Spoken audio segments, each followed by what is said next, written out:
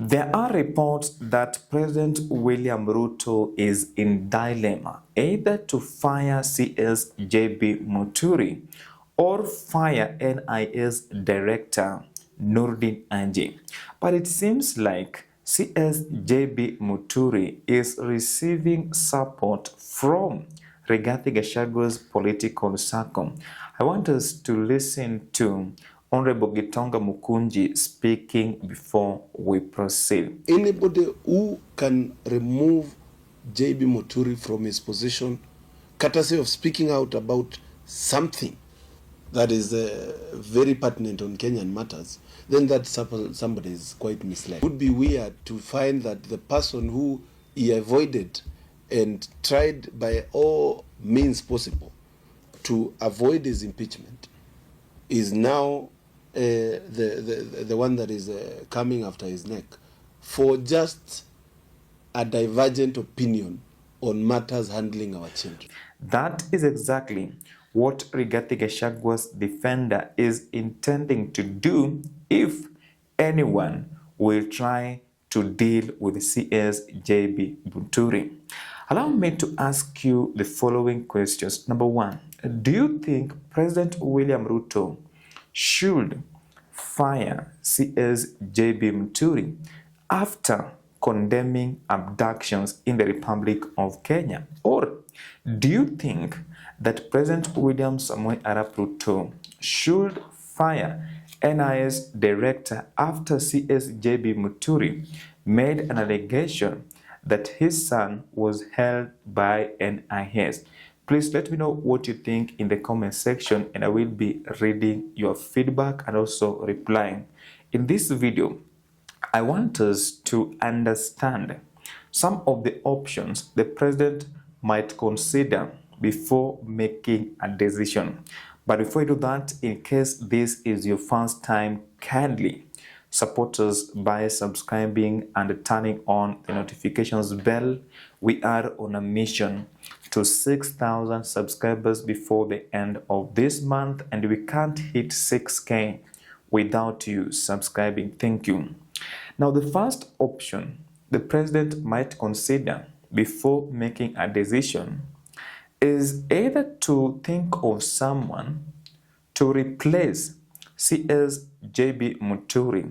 And I want us to deal with CS JB Muturi first before we go to NIS Director Noordin Haji. Now, the head of state, if he is fed up with CS JB Muturi, he must consider appointing someone to CS JB Muturi's position. Why do I say this? You know, the head of state right now is facing a serious political problem from the people of Kenya. The people of Kenya have decided, most of them have decided that they're going to vote against this administration, especially in Mount Kenya region. JB Muturi is coming from Mount Kenya East, and therefore the president must play his cards right. If he doesn't play his cards right, he will be politically doomed, because there will be no any senior politician from Mount Kenya East who will be campaigning for him in 2027. Forget about the deputy president of the Republic of Kenya. CS JB Muturi has got an upper hand in campaigning for William Ruto. But if he is fired, then the head of state is doomed.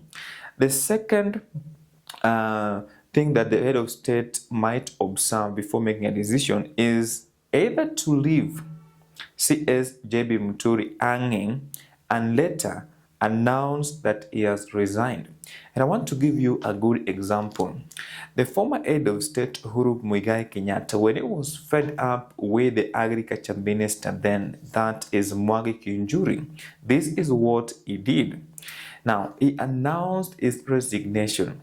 The head of state can do the same, but what are some of the political consequences that will come with announcing the resignation of CS JB Muturi? Number three, he can set his allies in parliament to attack CS JB Muturi, and the member of parliament for South Mugirango, Honorable Sylvanus Osoro, had started doing it. In fact, he had given CSJB Muturi three options. Number one, either to resign, two, or wait for his impeachment, or apologize to President William Samoei Arap Ruto, because he was alleging that CSJB Muturi is blackmailing the same government he is serving. But I want to, number four, the president must also observe the reality. He must accept the reality and work on issues to do with abductions in the Republic of Kenya. Remember, CSJB Muturi was just sharing what happened, what he went through when his son was abducted. Let us now go to NIS Director Noordin Haji. Let us understand that his position, it is a constitutional office, and that means that no one can just wake up in the morning and fire NIS Director Noordin Haji.